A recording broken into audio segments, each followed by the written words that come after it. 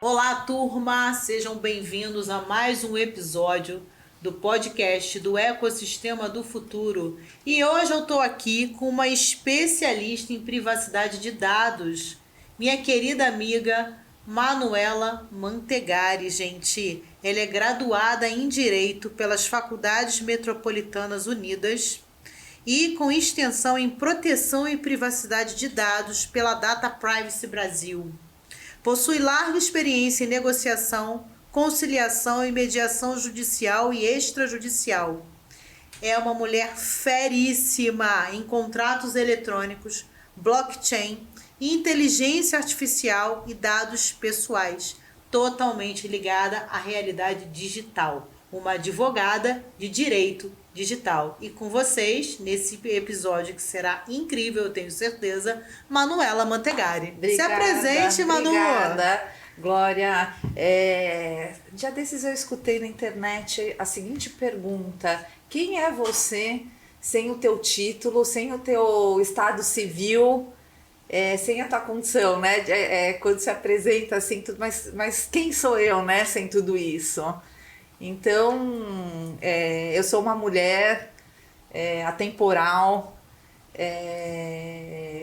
antenada nos assuntos do futuro, que nem você, sempre uma admiradora do futuro. Legal. E tô aqui para falar sobre isso com você. Obrigada pelo convite. Sensacional. É uma honra para mim ter você aqui, Manu. Eu sei a profissional incrível que você é e o ser humano incrível que ela é, gente. Porque Manu já vem... Eu conheço ela dessa coisa do networking, mastermind, desenvolvimento humano. E eu costumo dizer que eu tenho a sorte de dizer que pessoas incríveis vêm parar sempre bem pertinho de mim. E a Manu é uma delas. E ela veio aqui dar uma aula pra gente de direito digital. Afinal de contas, a gente está vivendo nesse mundo transformacional, que não tem mais como voltar. É isso, né? Concorde você ou não concorde, essa é a nossa realidade. E é óbvio que o nosso jurídico, o nosso judiciário tem que caminhar junto com toda essa transformação que nossa vida e nossos negócios estão sofrendo. E Manu veio aqui dar uma contribuição incrível para o ecossistema do futuro. Vamos lá, Manu. Eu preparei aqui eu tenho que ler, tá, gente? Eu tenho que ler porque a Manu, ela tem um currículo que se eu fosse ler o currículo dela todo, eu ia ficar 3 dias aqui falando com vocês. Então, eu meio que cortei e selecionei, pincelei algumas coisas, porque senão é um podcast infinito. Não dá. Ô, Manu, fala pra gente um pouquinho o seguinte. O papel da inteligência artificial no mundo jurídico e digital. Sua visão, sua opinião, dicas, o que você fala sobre isso? Então, Glória, primeiro que eu acho assim que quanto mais tecnológico a gente está ficando, mais a importância do ser humano ser trazido de novo para o centro da sociedade, né?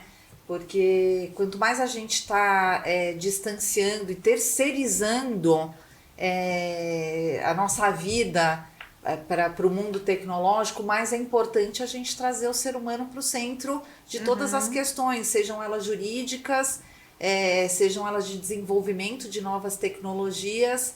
Então, eu tento ver a inteligência artificial, o papel que ela tem para facilitar a nossa vida e também os cuidados que a gente deve ter pensando no desgoverno que essa tecnologia se não regulamentada, para que lado ruim que isso pode caminhar. Seguir, né? Então, eu acho que assim, pro universo do judiciário, ela pode trazer celeridade, por exemplo. Hoje em dia a gente tem um judiciário lento, né?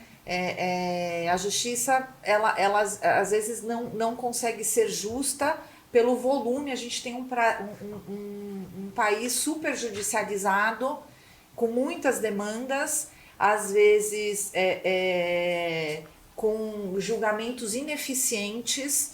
Então eu vejo a inteligência artificial no sistema judiciário ela pode vir para trazer decisões mais certeiras, ainda mais em causas, por exemplo, consumeristas, que são muitas vezes a mesma demanda. Então, você não precisar ter um juiz lá presente, porque a inteligência artificial vai entender do que se trata, já tem uma tese jurídica pronta e pode julgar com mais celeridade, seria ótimo para quem está na fila esperando uma decisão judicial para ter um direito alcançado. Por outro lado, a gente tem que tomar cuidado também com um viés, às vezes, parcial, né?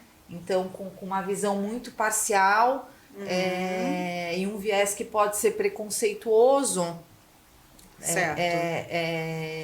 ou que não favoreça minorias, né? Tá. E, tipo assim, mas dentro disso tudo que você falou, você acredita que a inteligência artificial no mundo jurídico, digital jurídico, né? Que a gente vamos levar para esse lado, assim. Os aplicativos que o judiciário já está usando, as automações, você acredita que esses processos tendem a melhorar e desafogar o jurídico no Brasil ou no mundo? Eu não sei como é fora do Brasil, né? Eu só sei que nos Estados Unidos já existem aplicativos trabalhando para o judiciário e que estão sendo muito eficientes. Está sendo muito interessante. Muitas demandas os próprios aplicativos já estão resolvendo. Só quando as partes não entram em conciliação nenhuma é que chega aí a um tribunal a questão. Mas se houver acordo entre as partes, a própria inteligência artificial dá conta de resolver toda aquela demanda, e isso desafogou muito o judiciário nos Estados Unidos. Eu quero entender de você se aqui no Brasil a gente está caminhando para isso também, ou você vê essa possibilidade aqui ou não? Eu vejo essa possibilidade aqui. Eu acho que tem demandas jurídicas que elas são processuais e documentais, né? São provas documentais, são regras processuais, e para isso a inteligência artificial vai acelerar o processo e trazer um resultado mais rápido. E tem demandas que são testemunhais, onde o ingrediente ser humano ainda não substitui, a tecnologia não vai substituir, e são casos muitas vezes a questão do júri popular, a questão de crimes, questões de famílias, onde tem o fator humano, o ingrediente humano que ajuda a compor ou uma sentença ou um acordo. Então eu acho que não vai caber em todos os processos, há de haver uma seletiva onde que a inteligência vai se encaixar no judiciário e onde não. A gente tem um projeto tramitando, né, no Senado, que é o marco legal da inteligência artificial, que vai regulamentar. A gente ainda não tem uma lei. Alguns países já têm, mas o mundo inteiro está correndo atrás de regulamentar. E tanto é que a tecnologia poderia estar mais avançada. Todo mundo está segurando, as big techs estão segurando um pouco o desenvolvimento, justamente para evitar desastres. Sim, né? Eu entendo bem isso. Por Porque falta... a velocidade disso tudo, nós humanos ainda não estamos acompanhando isso. Então tem que botar o pé no freio, sim. Então, entendeu? enquanto não existir uma regulamentação exatamente. que defina os limites do avanço da inteligência artificial. Isso a gente está falando especificamente no jurídico, que é o teu segmento. Mas eu vou perguntar para você, a gente já entrou na abordagem dos desafios legais da ética da inteligência artificial, mas isso é uma pauta mundial sobre inteligência artificial. Sim. Que nós existem cabeças pensantes do assunto, do tema, né? Para dar valores e éticas às máquinas. Porque senão como que essa sociedade vai viver sem valores e sem ética? Né? Como é que seria isso? Não dá, é inviável.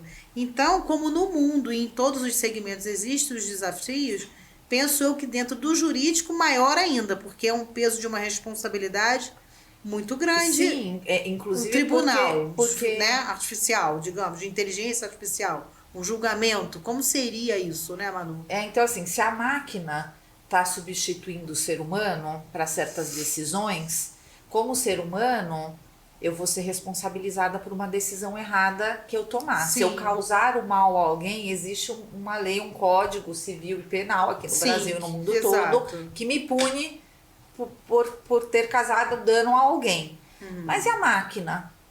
A máquina do judiciário, a máquina do banco, a inteligência artificial das empresas, quem vai ser responsável por ela? É a empresa? É a empresa que desenvolve o software? É o engenheiro que programou esse software? Então tudo isso tem que ser definido, porque essa máquina vai ter que ser responsável. Ela há de cometer erros, por mais perfeita que ela seja. Tem que existir uma forma de penalidade, de responsabilização, né? Nós que estamos criando toda essa inteligência, nós, humanidade, estamos criando toda essa inteligência.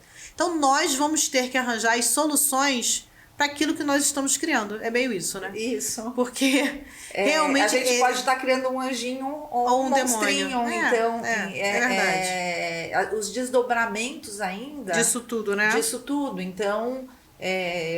olhando com os olhos da legalidade, a gente entender quem que será responsável, quais são os limites que essa máquina pode ir, quem vai ficar responsável legalmente por trás da máscara de uma inteligência artificial, né? Eu acho que a gente já vem passando muito...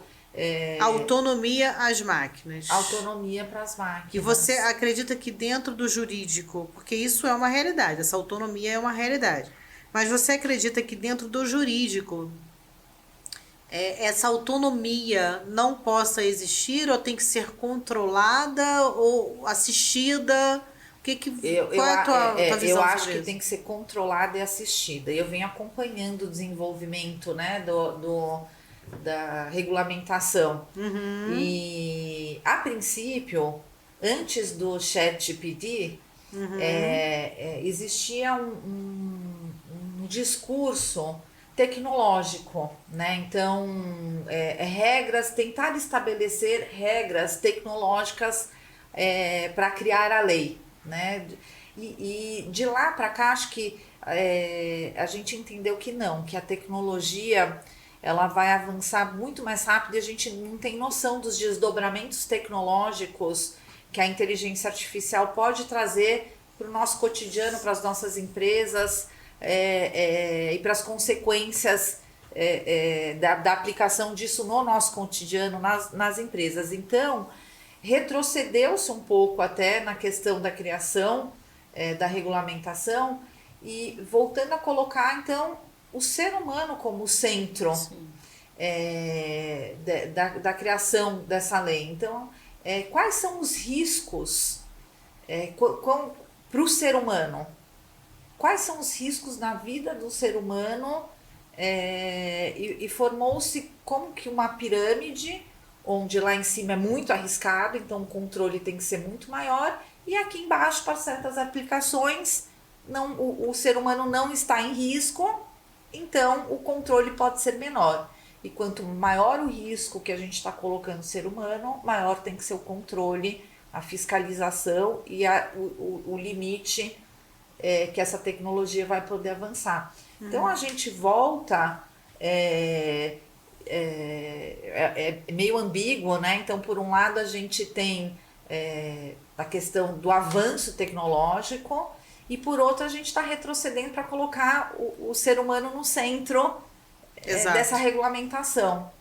Então, mais do que regras tecnológicas, eu concordo que a criação da regulamentação tem que ter como centro o ser humano. E acho que é por isso que é aí que vem a questão básica de filosofia. A gente vai voltar para questões filosóficas e antropológicas, sociológicas, psicológicas, para definir como que a gente vai usar isso. Eu tenho uma frase que eu digo assim: a tecnologia vai nivelar a humanidade. né? Porque todo mundo pode acessar o que quiser a qualquer momento, de qualquer lugar, né? Todo mundo tem acesso à informação hoje. Então, isso vai gerar um nivelamento na sociedade total. E isso é muito positivo, isso é muito bom, né? Só que o ser humano vence o game quando ele volta a ser humano. Porque se nós não aprendermos, não fizermos um caminho inverso e voltarmos a ter humanidade, empatia, emotização, a tecnologia vence. O mundo vira um mundo tech e não um mundo humano. E isso tudo, eu acho que a gente tem que gerar aí, o que eu falo, estou falando direto, da simbiose tecnológica, que é o casamento do homem com a máquina, de uma forma sábia. Mas o homem precisa se desenvolver para voltar a ser humano, para fazer esse casamento de uma forma assertiva.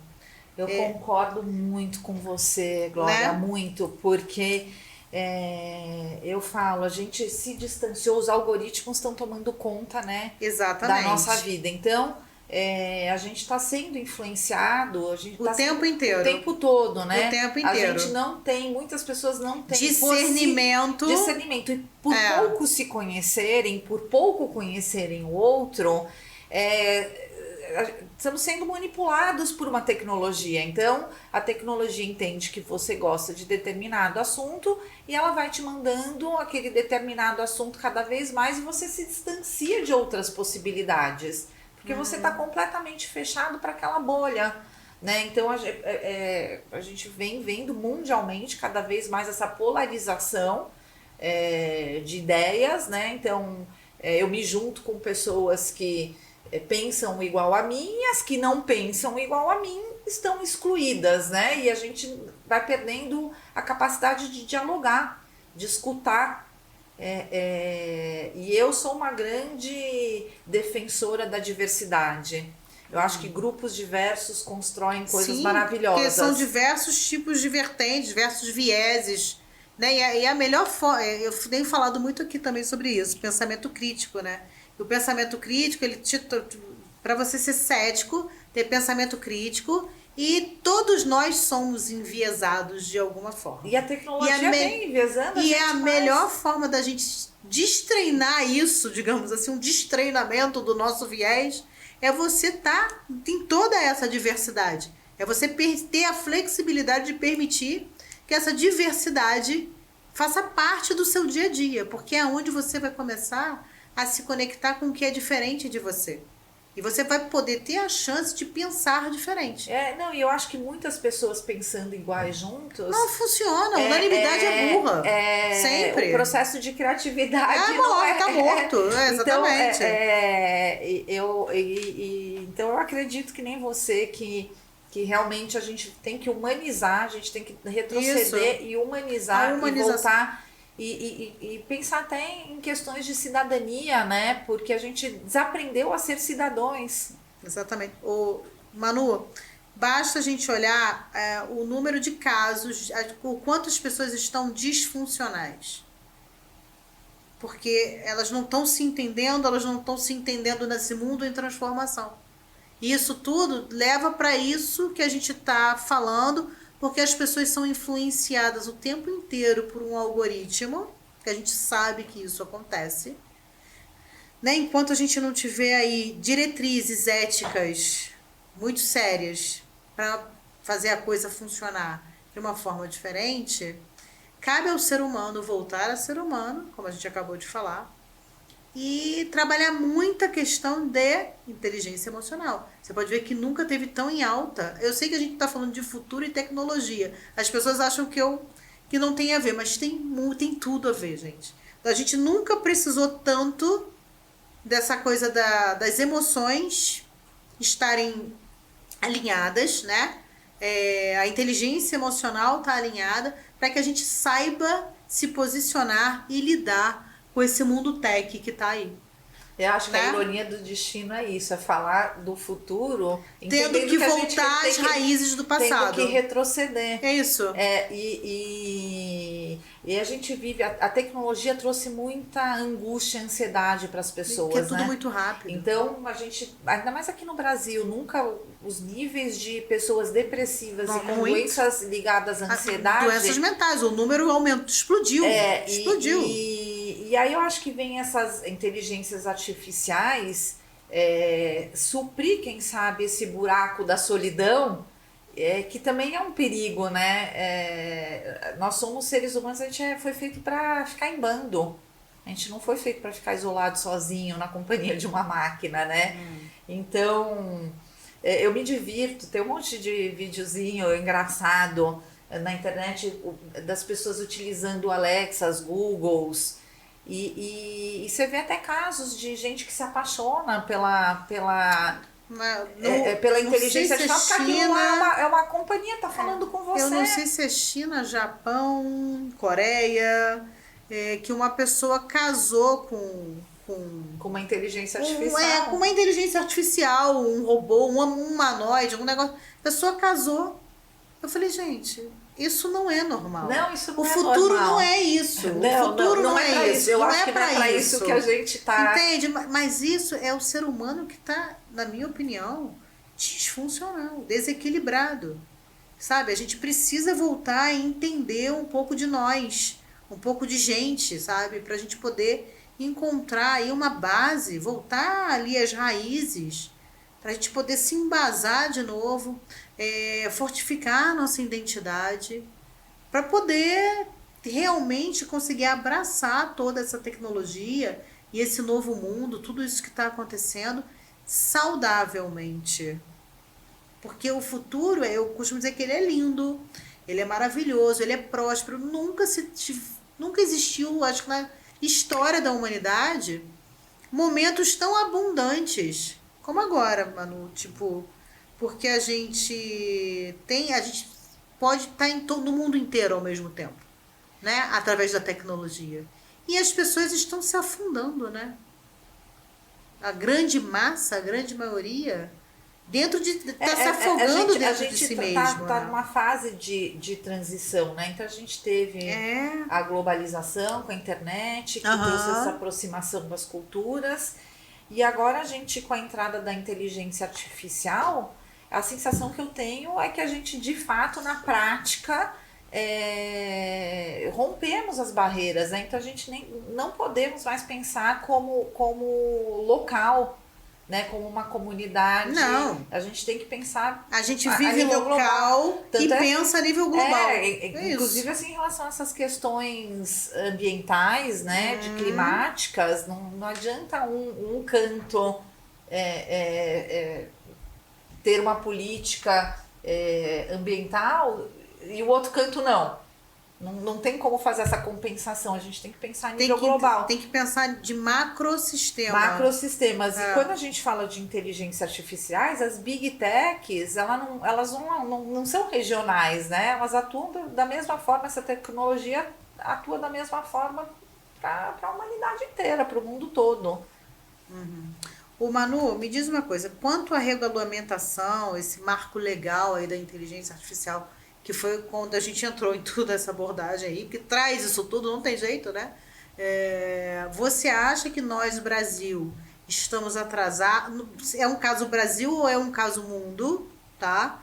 Existe um atraso nessa regulamentação, dessa ética, dessas pautas de éticas, valores e tudo, leis?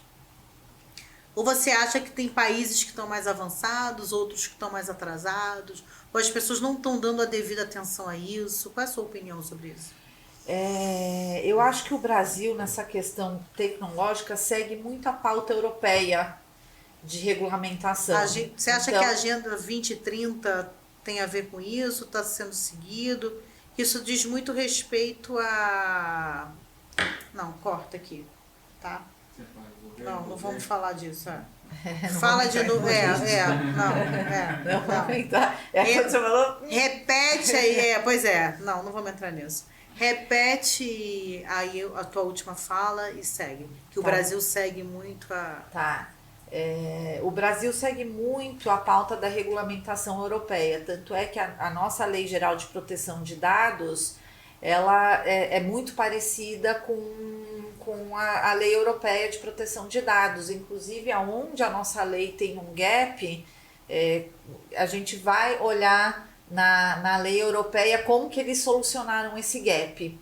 E eu entendo que a Europa esteja um pouco mais avançada do que a gente já na regulamentação das inteligências e que os nossos juristas que estão ajudando na criação dessa lei estão olhando o que está sendo feito na Europa. Eu não acho que o Brasil esteja muito atrasada na pauta da regulamentação, inclusive porque o Brasil é um grande polo de criação de energia. Tem que existem segmentos dentro desse país aqui que realmente estão bem. Me causa alegria isso, assim, eu percebo que eles estão bem avançados, assim, a passos largos, né? Como você citou. Dentro da área de energia, tem um movimento muito grande sobre isso. Mas não são todas as áreas, né? Tem alguma coisa aí ficando para trás também. Eu acho que o que fica para trás, o que dificulta um pouco a questão burocrática. É muito amarrado ainda. Muito amarrado. Arcaico, a criação de uma lei, ela tem que passar por um processo legal. E esse processo legal muitas vezes é demorado. E a tecnologia ela está avançando muito rápido. Então é como se a lei não acompanha, é como se a lei estivesse sempre correndo atrás do e que a tecnologia está na frente e a lei está correndo atrás dessa tecnologia. Por isso que eu acredito que quanto mais princípios, quanto mais a gente usar princípios para regularizar, melhor porque se a gente usar conceitos tecnológicos ou taxativos de tecnologia para criar uma regulamentação, mais difícil vai ser de ter uma coisa efetiva. Né? Então, inclusive assim, a Lei Geral de Proteção de Dados, que já está aqui, que já está em vigor, que já está sendo levado a sério, porque muitas pessoas, inclusive até do universo jurídico, não acreditavam, mais uma lei que não vai colar, e agora está todo mundo correndo atrás porque viram que colou. É uma lei que é muito baseada em princípios. Inclusive, assim, eu como advogada, eu busco muito a Constituição para defender certos direitos na área de privacidade. Por mais que a lei tenha muita coisa a lei não consegue atingir, aí a gente volta para a Constituição, que são os direitos fundamentais, e lá você vai achar. Mas você acha que isso bate ali, tipo... Porque eu tô falando assim de um mundo exponencial, de um mundo futuro, de um mundo que tá numa transformação gigantesca, né? E aonde nós precisamos ter leis, éticas, regulamentação para acompanhar isso. Você acha que porque a gente tem uma Constituição arcaica, antiga, pesada, muito pesada, de uma outra era, digamos assim, né? Isso está sendo um entrave, isso está sendo aí uma situação que não está deixando essa parte nova fluir como ela precisa fluir. Você acha que isso... Não, eu acho que não. Eu acho que por mais que a nossa Constituição seja de 1988 e o mundo mudou muito de lá para cá, a parte que diz respeito aos direitos fundamentais da pessoa... Ela traz uma boa base ainda para a gente trabalhar essas questões éticas do ser humano, né? Do direito à personalidade, do direito à dignidade, do direito à privacidade. Então, eu acho que permeia bem o que ainda não está na regulamentação específica. O que a regulamentação específica no direito digital não consegue atingir, a gente pode voltar lá para a Constituição para falar, não, mas aqui na Constituição está falando que o ser humano tem direito à privacidade e esse tipo de tecnologia está violando a privacidade Isso que eu ia falar agora. Como ter privacidade num mundo onde você falou perto do celular, ele já... Se você fizer a busca, você sabe que a gente encontra. Então, Glória, é impressionante isso, o que eu né? falo, né? Então a gente tem que voltar. O ser humano tem essa natureza de se colocar na posição de vítima. e querer responsabilizar os outros, alguém, alguma instituição. E eu acho que a gente tem que entender que a gente está no centro disso. Então, a tua privacidade, você tem que tomar conta também. Não. Né? Não dá para terceirizar isso e falar... Na minha casa, tudo quanto é câmera é fechada. Não tenho nada aberto. E também aquela... Eu já sei que é fácil invadir, eu já sei que Tá com pressa lá, aceita todos os cookies. Mas eu tô toda desligada. Não importa. Se você tem um canal de comunicação, uma câmera, um canal de áudio ou de som, de vídeo... Alexa, quem sabe, todo invade. Alexa, invade. Né? Alexa, e é isso Google, que acontece. O dia inteiro você tá ali escutando. Exatamente. Né? Eu, na minha casa, tudo que tem câmera é fechado. Tem um selinho e eu fecho tudo. Eu fecho tudo. Cara, eu ouvi há anos atrás o diretor da CIA dando uma entrevista onde ele mostrava que tudo que era dele era fechado. Depois que eu ouvi a entrevista desse cara, eu nunca mais tirei o selinho. Tem uma foto o cara é diretor da CIA. O que dirá eu? Tem uma foto do Zuckerberg também com tudo fechado. Você pode ver que... Se ele tampa, né? Entendeu? Porque invade. Você às vezes está trabalhando aqui no teu computador, fazendo... e o cara tá te vendo. E a questão de cookies, né, que a gente aceita, Exato. né, porque agora a lei exige o consentimento, então você tá com pressa, eu aceito todos os cookies. O ideal é não aceitar, Manu? O ideal é não aceitar? O ideal é deixar os funcionais, porque alguns cookies eles são funcionais e você precisa deles para... Mas como é que a gente sabe? Porque você entra lá e aí você deixa os cookies funcionais ligados e desliga todos os outros e bota salvar. Porque se simplesmente você aceita todos os cookies porque você tá com pressa, depois não reclama. O cara acessa os seus dados, é Eles isso? acessam os seus dados para fazer análise de perfil comportamental para ficar te mandando mais do mesmo. Sim. E aí o teu viés cognitivo fica mais enviesado ainda.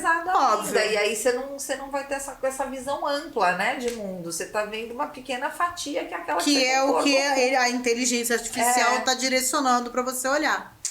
Caraca, que loucura, né, gente? Então, assim, essa questão da privacidade, é importante a gente entender que a gente tá no... cabe a cada indivíduo. Claro. Inclusive, assim, o que a gente escreve,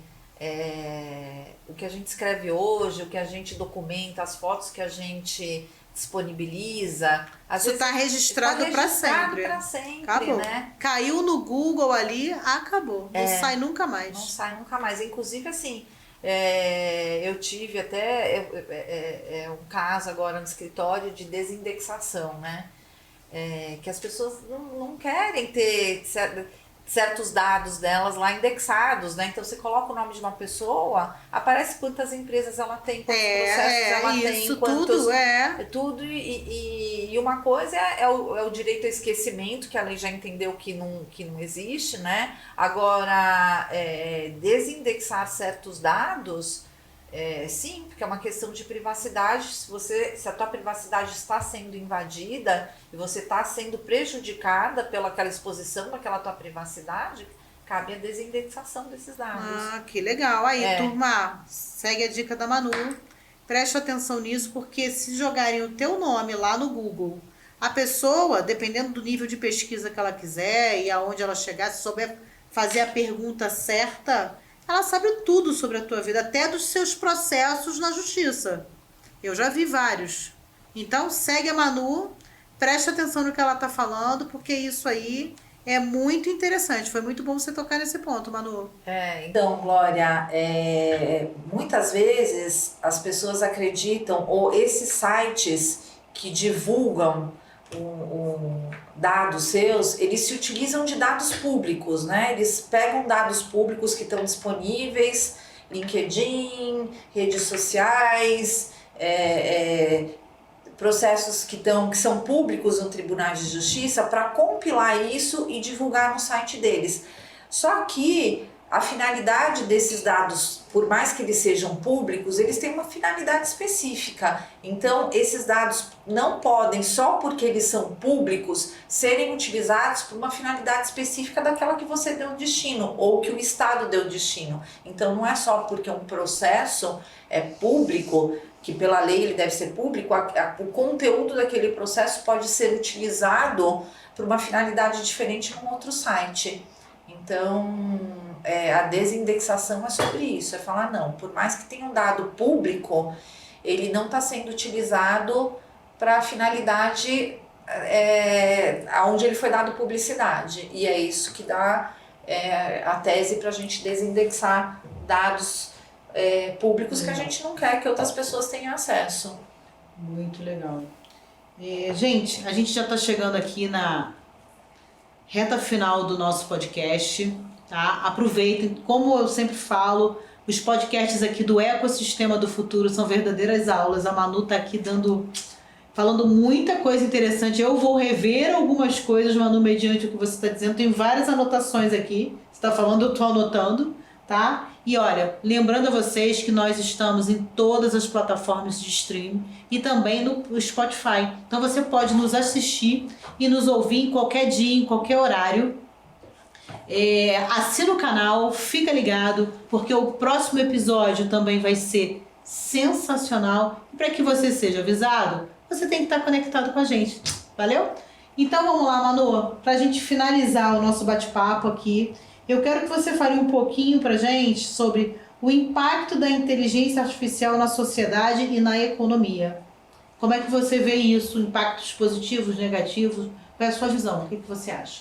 Então, eu acredito que a inteligência artificial, ela explora um cognitivo, uma capacidade cognitiva que o ser humano não tem.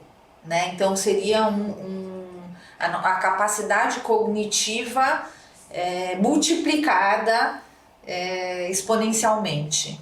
E por outro lado, a gente tem que tomar cuidado com o cognitivo nosso dos seres humanos, né?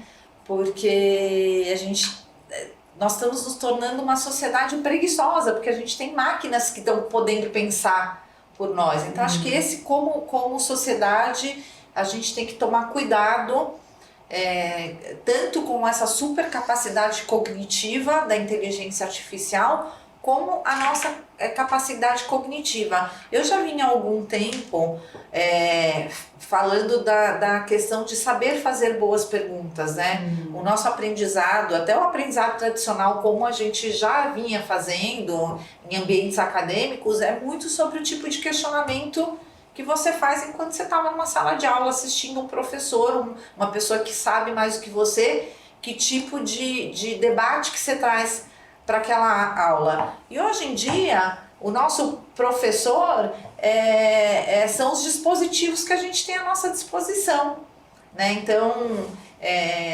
o chat GPT que chegou aí, não é simplesmente para a gente ser preguiçoso e terceirizar um trabalho. Escreve um e-mail, escreve uma carta, elabora uma palestra. Não, mas é para a gente fazer perguntas inteligentes para construir, para dar uma luz, um insight, né? Para construir algo que o nosso cognitivo tem que construir. Exatamente. Né? Então eu acredito que a inteligência emocional, o pensamento estratégico ainda é do ser humano. Sim. Também acho. Concordo. Você pode até usar aquilo ali que eu acho muito interessante como uma inspiração e de repente para te dar mais insights de uma linha a seguir, mas não se ficar montado em cima daquilo ali. Eu também não, eu quase não uso, sabia? Eu quase não entro. Entrei, conheci, vi como mas eu nem lembro. Eu não sei se é porque eu já estou tão acostumada a fazer conteúdo, a ler muito, então eu acho sensacional e eu acho que ainda vai evoluir muito aquela inteligência ali. É só o começo, tá? Mas eu ainda prefiro os livros.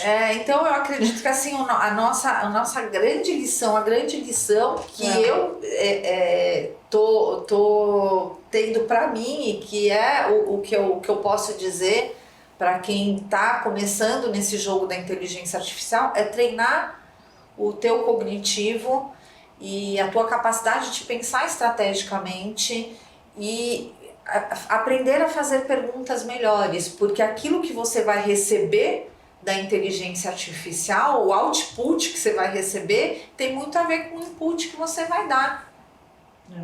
Verdade. Sensacional. Então, o saber fazer perguntas direcionadas ao output que você quer ter vai mudar muito o jogo do que você vai receber das máquinas.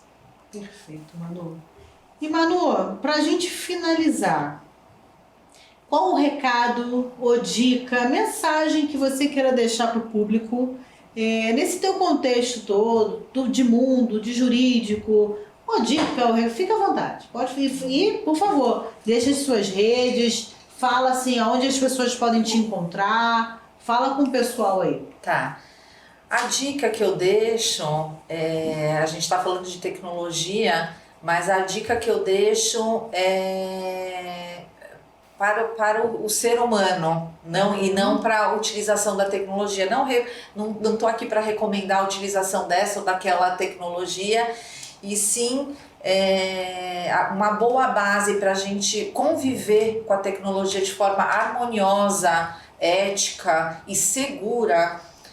A gente voltar um pouco para o nosso lado humano, não esquecer, não deixar de lado as nossas emoções, os nossos sentimentos, a gente entender que tipo de emoção, que tipo de sentimento que o ser humano tem aí em jogo quando ele se relaciona, quando ele trabalha. Eu acho que essa é a base para a gente utilizar a tecnologia de forma saudável, Glória. Legal. E as minhas redes sociais é sempre @ManuMantegari, todas elas. Legal. É interessante que várias outras pessoas que tiveram aqui de outros segmentos falando sobre futuro, que eu sempre puxo para esse lado, afinal de contas a gente está no ecossistema do futuro, né?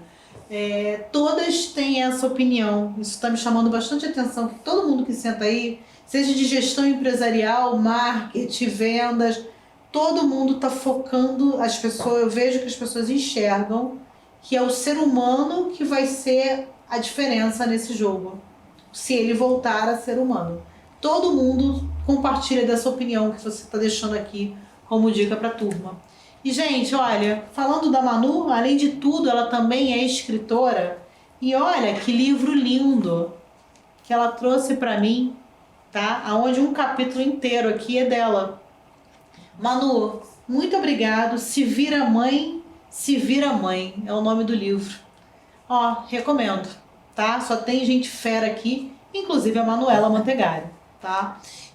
Obrigado. Eu que agradeço. Obrigada Glória. por estar aqui, obrigado pelo presente. Sensacional, foi delicioso, super muito obrigada. Bom. Eu espero que tenha sido contribuição aí a todo mundo, que foi um papo incrível, tá? E estou disponível sempre, o que você quiser, e para que a tua audiência também me contate, tirando Perfeito, dúvidas. muito obrigado. Turma, gratidão por estar aqui no Ecossistema do Futuro em mais um episódio do podcast. E fiquem ligados com a gente, assinem o canal, compartilhem, divulguem e aguardem o próximo episódio que também vai ser sensacional. Beijos no coração.